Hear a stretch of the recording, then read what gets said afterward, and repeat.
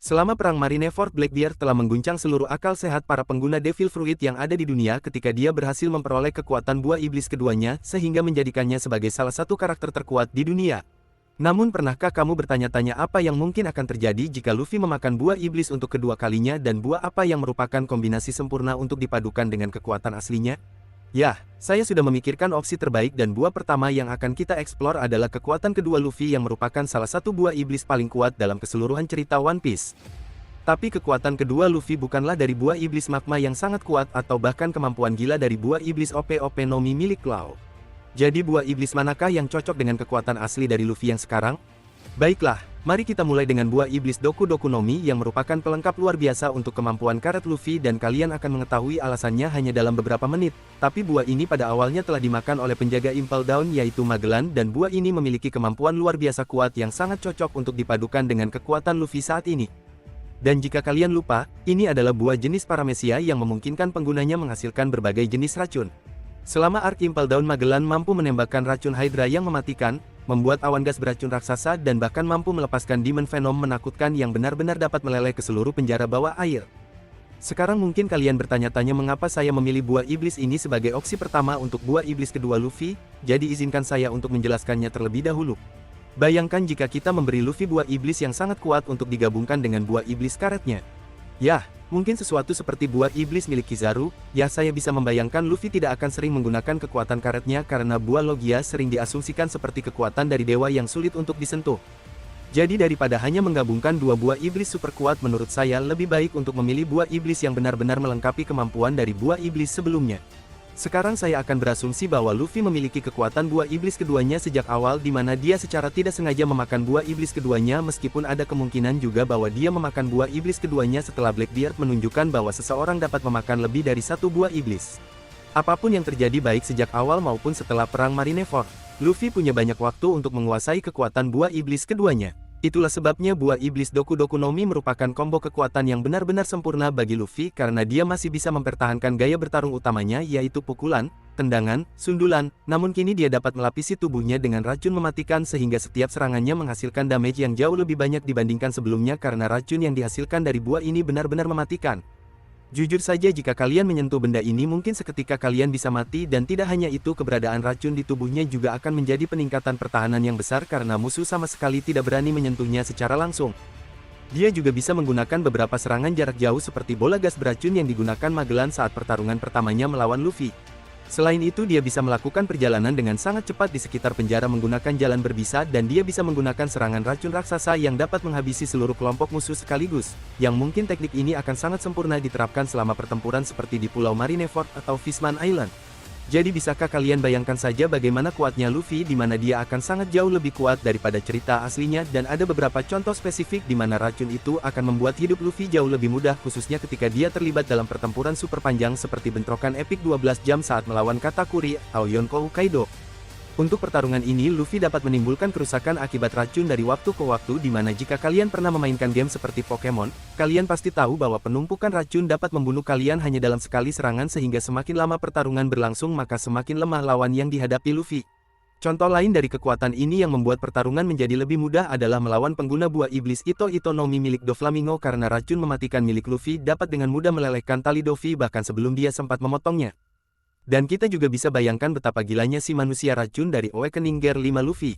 Ada begitu banyak hal gila yang bisa dia lakukan dengan menggabungkan imajinasi dan racunnya yang tak terbatas seperti membuat bola racun yang lengket untuk dilemparkan ke seluruh penjuru medan perang atau jika dia membangkitkan buah racunnya juga maka dia bisa membuat seluruh lingkungan menjadi beracun sehingga mustahil untuk musuhnya dapat melawannya.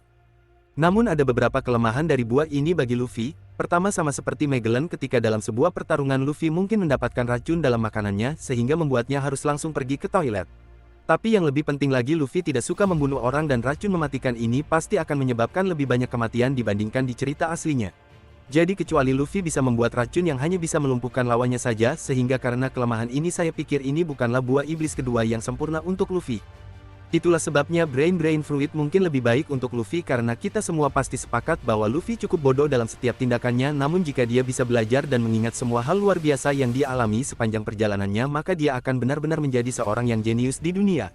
Dalam hal ini saya sungguh serius karena Luffy mempunyai navigator, jurumudi kapal, mekanik kapal, ahli pedang, musisi, juru masak, dan arkeolog terbaik di dunia. Jadi jika Luffy bisa belajar dari masing-masing dari mereka, maka dia akan benar-benar menjadi seseorang yang jenius. Ditambah lagi dia mungkin tidak akan lagi ditipu sepanjang waktu. Tapi setelah saya memikirkannya, saya kemudian bertanya-tanya apakah Luffy benar-benar harus rajin membaca agar buah iblis ini dapat berfungsi. Jadi ya sudahlah, kita buang aja buah iblis Brain Nomi ini ke tempat sampah karena mungkin akan lucu jika Luffy menjadi seorang kutu buku. Namun sebelum kita membahas kekuatan kedua yang benar-benar gila yang bisa kita tambahkan ke Luffy, pertama-tama saya perlu mengklarifikasi bahwa saya tidak tahu apakah Luffy bisa memakan dua buah iblis atau tidak. Kita semua telah diberitahu di chapter 385 oleh salah satu anggota CP9 bahwa memakan buah iblis kedua akan membuat tubuh orang tersebut meledak.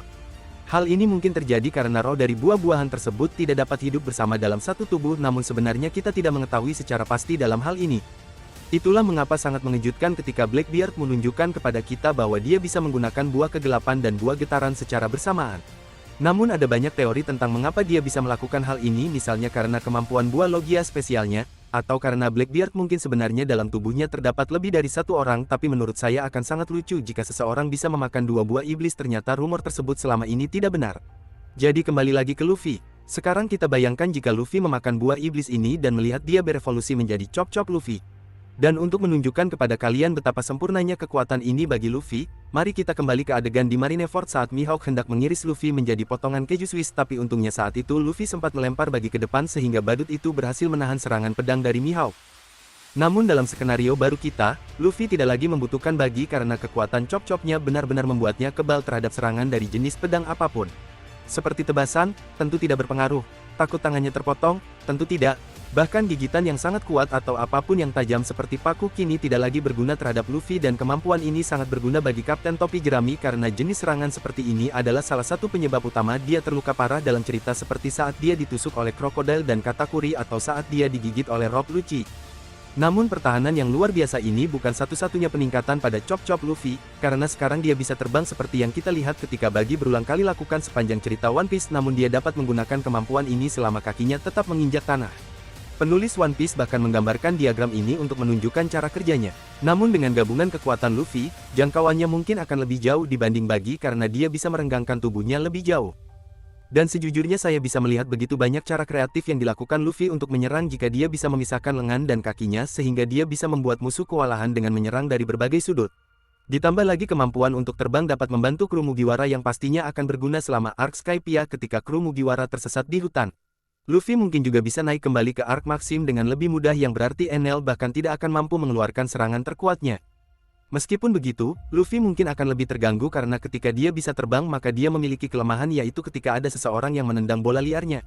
Namun ada penafsiran besar untuk buah ini, yaitu kita tidak tahu apakah buah ini lemah terhadap haki atau tidak. Contohnya jika Mihawk melapisi pedangnya dengan haki, apakah dia bisa melukai Bagi? Jika bisa maka dengan demikian hal tersebut akan menjadi nerf besar untuk kemampuan dari buah iblis ini. Namun saya tidak begitu yakin karena saya belum pernah melihat contoh yang nyata dalam cerita One Piece. Meskipun kita diberitahu secara eksplisit dalam cerita One Piece bahwa dia kebal terhadap semua jenis pedang, maka ada kemungkinan pedang yang dilapisi haki tetap tidak akan berpengaruh terhadap kemampuan buah iblis ini.